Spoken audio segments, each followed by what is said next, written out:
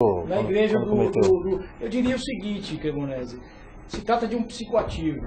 Da mesma maneira que esse indivíduo, eu não acredito que eu estivesse sob efeito do chá naquela circunstância, mas da mesma maneira que desencadeou nele o que a medicina legal chama de esquizofrenia, esse desencadeamento poderia ter sido desencadeado pelo próprio álcool, que é legal, que está aí, e por outras substâncias. Não, isso não há dúvida.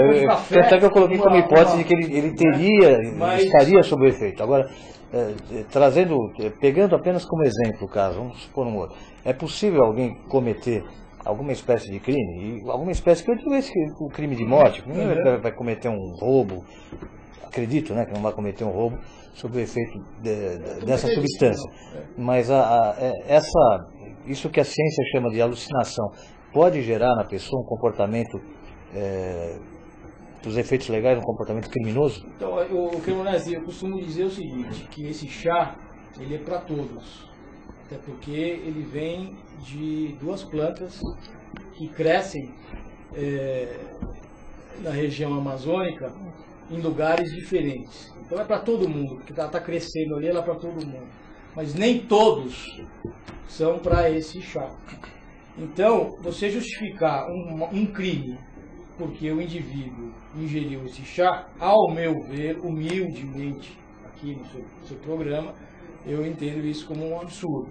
Eu entendo isso como uma grande desculpa para uma esquizofrenia que esse indivíduo já tinha. Esse indivíduo já carregava com chá ou sem chá. A erva não pode potencializar?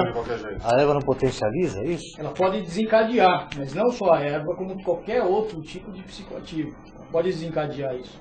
Esse jovem ele foi considerado esquizofrênico. Esse jovem, inclusive, ele não está aprisionado numa prisão comum, né? Ele está no manicômio judiciário.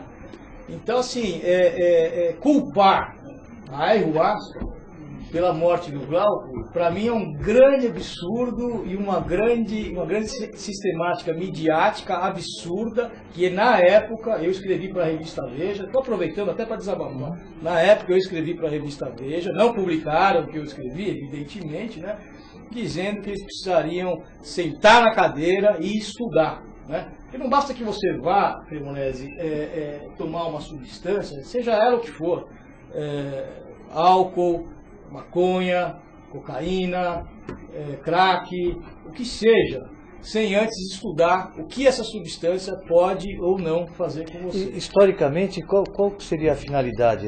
Sempre religiosa? Os índios foram os primeiros a usarem essa erva? Então, isso aí vem de você tem literaturas sobre esse assunto. Desde que o homem nasceu, você já tem esses tipos de plantas de poder que nós chamamos. Né? Não são só essas plantas amazônicas. Você tem outras plantas também com o mesmo tipo de substância. Sim, mas desculpa, Otávio, eu digo assim, por exemplo, exemplo da cocaína. Nasce a planta é encontrada em várias regiões altas, na Bolívia, por exemplo.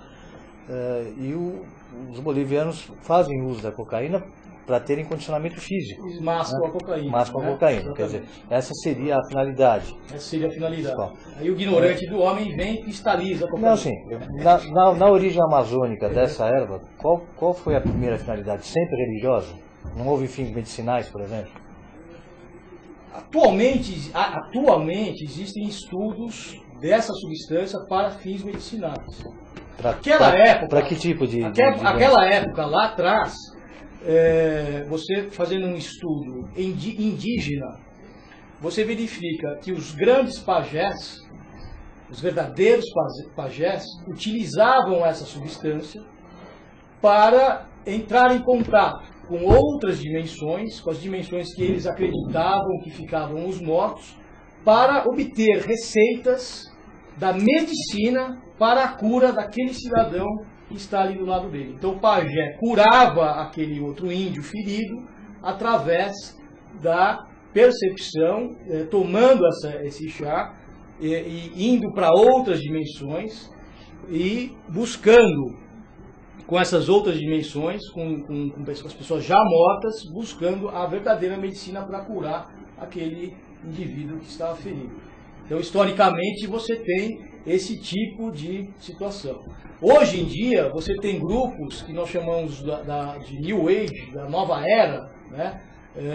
Que buscam essa mesma sensação, esse mesmo contato para outras dimensões, para ter contatos com grandes mestres que estariam aí distribuídos pelos cosmos. Então, você tem aí cada vamos dizer, civilização tem a sua história. Bom, tem pergunta ali, mas deixa eu só aproveitar o gancho do assunto, fazer uma pergunta, depois a gente passa para a pergunta do chat. Quer dizer que ao fazer o uso da erva, a pessoa pode ter, eu estou usando termos, obviamente, não técnicos, né?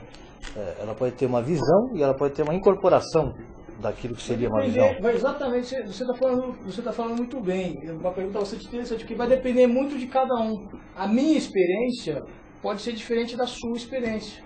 A sua experiência pode ser diferente da experiência do indivíduo que está ali do seu lado.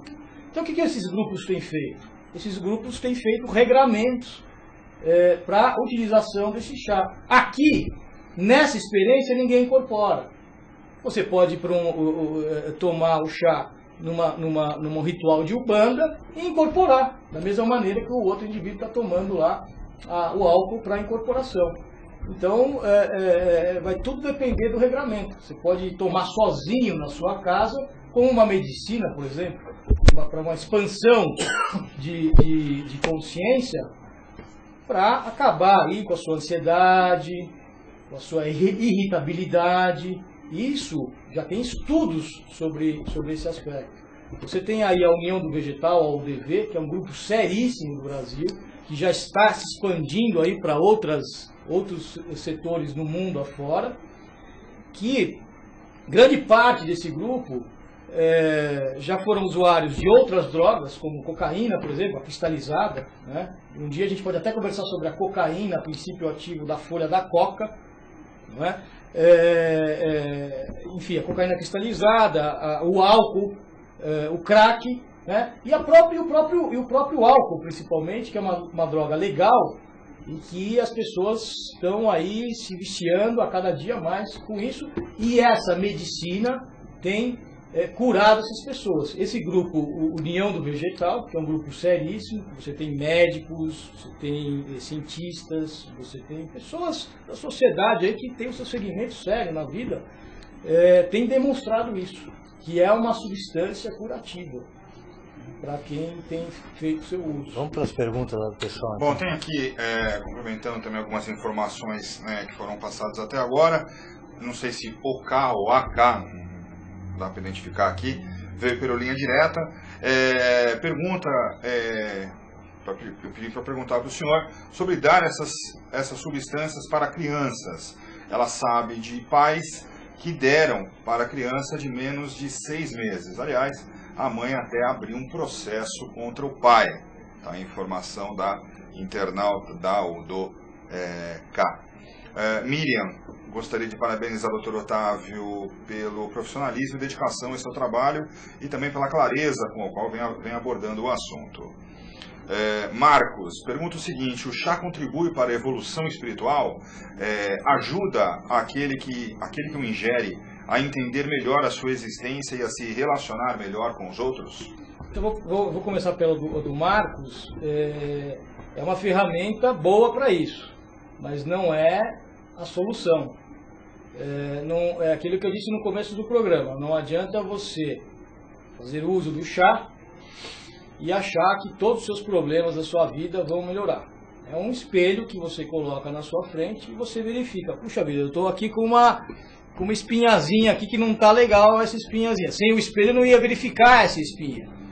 Então, para eu me sentir melhor, eu vou lá e cuido dessa espinha. Tem que haver uma preparação da pessoa. Não só antes, mas como durante a sessão e depois da sessão. Então não adianta você querer resolver os seus problemas, porque aí sim, aí sim, o indivíduo que quer tomar essa substância para resolver os seus problemas e fugir desses problemas, aí eu consideraria sim que esse indivíduo está utilizando essa substância como os profanos usam a cocaína, a maconha e etc. E tal. Agora, o chá é um dos instrumentos da religião, vamos chamar de instrumento. Agora, a religião, ela tem base em algum livro? Existe alguma... Então, aí você pega aí o Santo Daime, que tem um embasamento no cristianismo. Então, da mesma maneira que na igreja católica... Mas, por exemplo, não há aquela segmentação, aquela fidelidade, vamos dizer, a uma Bíblia. Sim, você pode...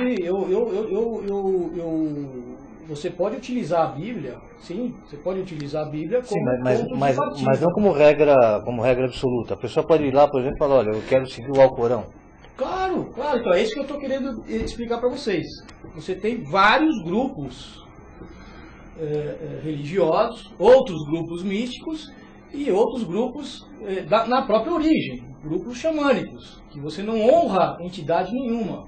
Você honra o céu, a terra, o ar, não é? Você honra esses outros sentidos, e a água.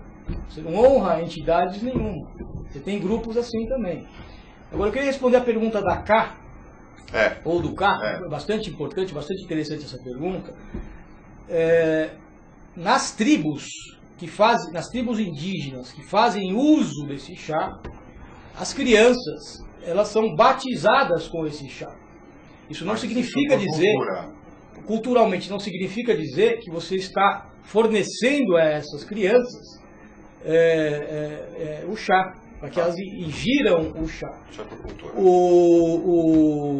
Entretanto, já existiu, eu já procurei isso, já fui atrás disso, no próprio Tribunal de Justiça do Estado de São Paulo, houve uma situação em que o Ministério Público Estadual ingressou com uma ação civil pública para proibir a utilização do chá a menores de idade, a menores de 18 anos.